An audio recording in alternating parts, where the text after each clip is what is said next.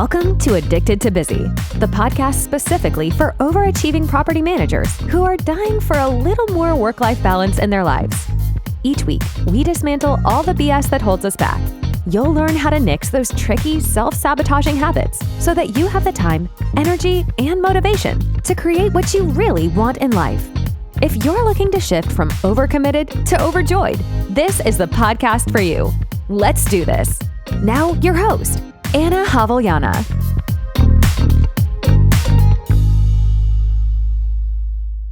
Hello, and welcome to another episode. I am so excited because I just started my first group coaching program, and we are testing out the material with a few volunteers right now, but by the time that you hear this, we will be ready to take on new members. Group coaching is so powerful because when we watch someone else work through a problem, we can actually learn a lot about ourselves in the process.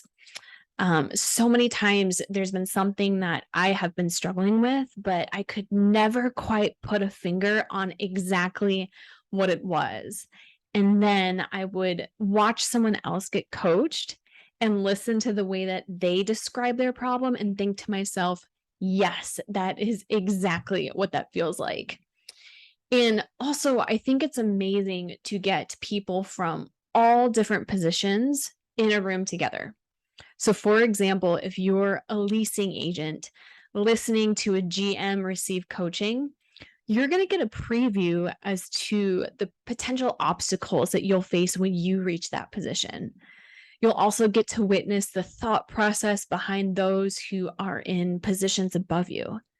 And likewise, if you're a regional or a GM listening to a leasing agent or an assistant get coached, you're going to get a direct look into how sometimes our words and actions are perceived differently than we intended. Sometimes the impact of what we say and do isn't always the same as our intentions. I actually have 3 entrepreneurs and 1 vendor in the beta test as well. And I love this because while all of the course material is really geared towards property managers, it's helpful to see that other people and other professions are dealing with some of the same issues. It's just this gentle reminder that we're not all so different after all, and that we all suffer from the human condition from time to time. So today I was coaching an entrepreneur and a property management company owner, and that's exactly what happened. They each presented their current challenge, which they sounded different on the surface, but deep down, it was the same issue. And what that was that they weren't clear on what they wanted. In both scenarios, they were quote unquote busy, but they weren't doing the tasks that would move the needle in their businesses. They were checking off all of the boxes on their to-do list items. One person said that they were doing all of the things, but not a single thing was actually building the life she wanted. And when I asked her, what is the life that you want? She said she didn't know. The other client said she knew it was time for a shift in her business. And when I asked her what that next shift is, she said she didn't know. Now, nothing has gone wrong here.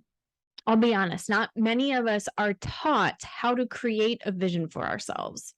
In fact, the current template is go to school, graduate, get a job, seek a promotion, hope for a raise, and then rinse, lather, and repeat. At no point were we taught how to construct a vision for what we want our day-to-day, week-to-week, and year-to-year to look like. And this is what today's episode is all about, getting clear about what you want. When you understand how to get clear on what you want and the places that you have choice in what you want, it streamlines your actions.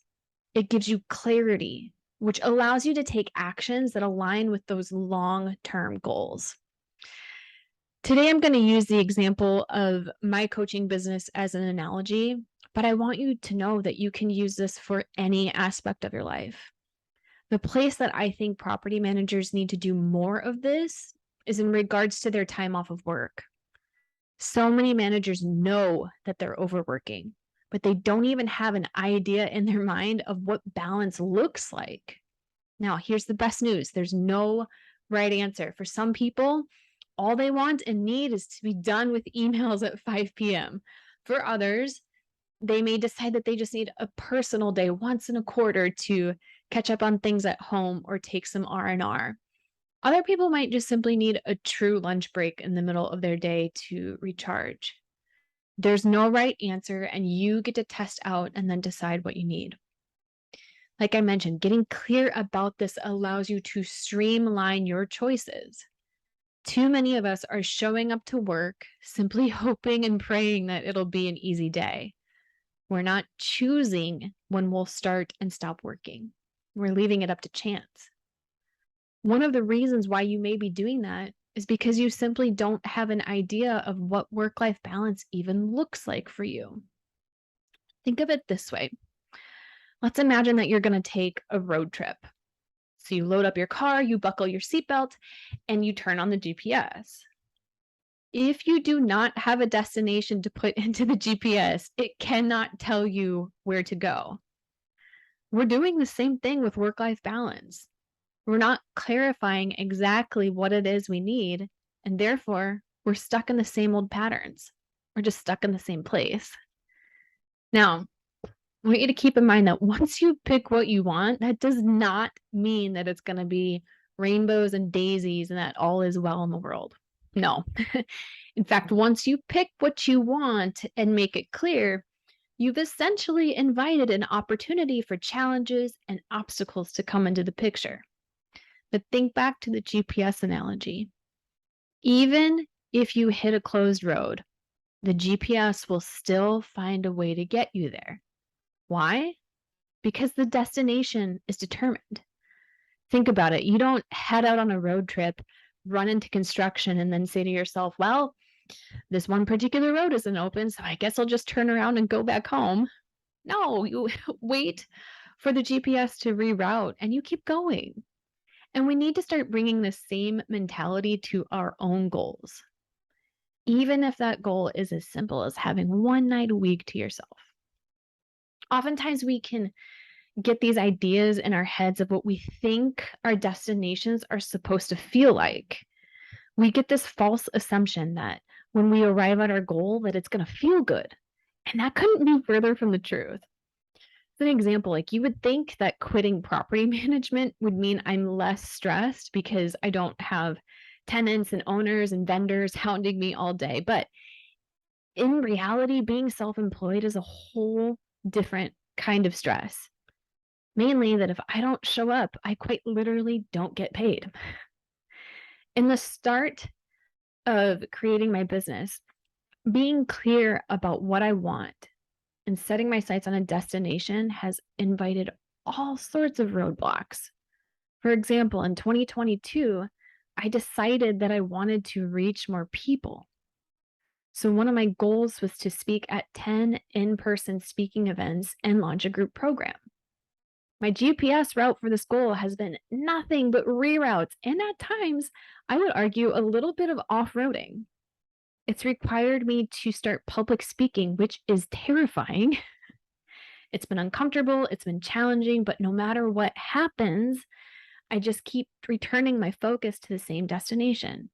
And that is getting this work out to as many property managers as possible. We can assume that taking time off of work should feel good or relaxing or peaceful. But in reality, if you haven't taken time off in 3 years, the first time that you do, it's going to feel awful.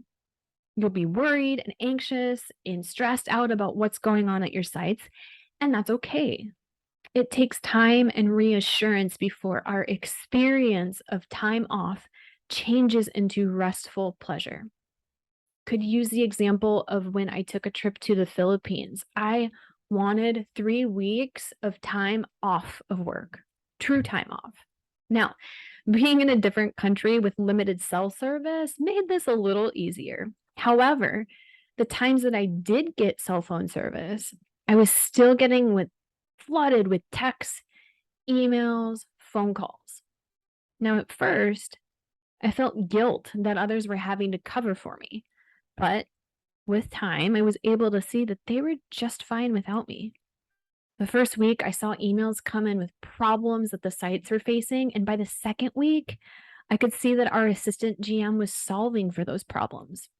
Spoiler alert, this particular assistant really stepped up to the challenge, and now she's a GM. All of this is to say that I did fully enjoy my true time off while on vacation, which is exactly what I wanted. But it did come with a little bit of discomfort, and that's okay. I could have spent that whole vacation working. That option was available to me. But I've said it once and I've said it a million times. Discomfort is not a reason not to do something. Now, my experience of time off today is much different than it was in 2013. I have relearned how to enjoy my time off, and it all came with getting clear about what I wanted. If you're feeling burned out, get clear on what it is you need to restore your health. If you're trying to expand your business, get clear on what tasks can be delegated or outsourced. If you're feeling stuck in your career, get clear on what skills you need to develop to make it to the next level. Watch out for those sneaky, undefined thoughts that your brain will feed you. Things like, I feel stuck, I feel burned out. You have to stop and ask yourself, where exactly am I stuck? What exactly is causing this burnout? When we answer these questions, we're able to come up with specific tasks that need to happen. We stop leaving things up to chance and start taking ownership and direction of our lives. In essence, we start creating our experience instead of leaving it to chance.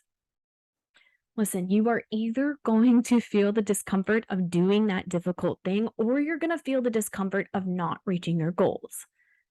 If discomfort is present either way, you might as well take the challenging action that's going to get you closer to your goal and closer to what you want.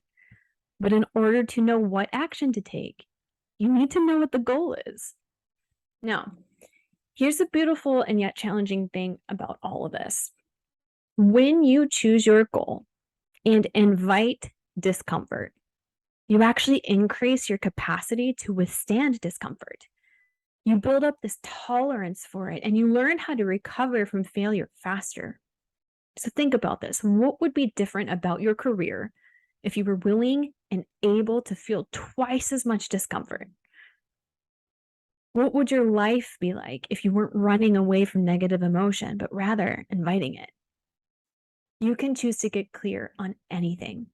You can get clear on what specific position you want in your career, where you want to live, what you want to do on vacation, how much money you want to make, or when and how you want to spend your time off. Listen closely. When you get clear on what you want to create, you have the perfect opportunity to face your individual growth head on and create the life you want. So, that said, start showing up to work with a specific address in your GPS, my friends. All right, if any of this resonated with you and you're looking for support, come sign up for a free one-on-one coaching session so that you can test out coaching and see how Addicted to Busy can help you. There is no commitment, and if it's not for you, you won't hear from us again. I absolutely love helping people find their roadblocks and create their own aha moments. So if you're interested, just pop on over to our website and click Get Free Coaching in the top right-hand corner. Depending on when you're listening to this podcast, there may or may not be availability. So hop on over and grab your spot while they're still available at AnnaHavliana.com. That's ANNAJA, V as in vanilla, ELLANA.com. Talk to you next week. I love you. Keep going. Thanks so much for tuning in to this episode of Addicted to Busy. If you're enjoying the show, please feel free to rate, subscribe, and leave a review wherever you listen to your podcasts. This helps others find the show, and we greatly appreciate it. Thanks again for tuning in, and we'll catch you in the next episode.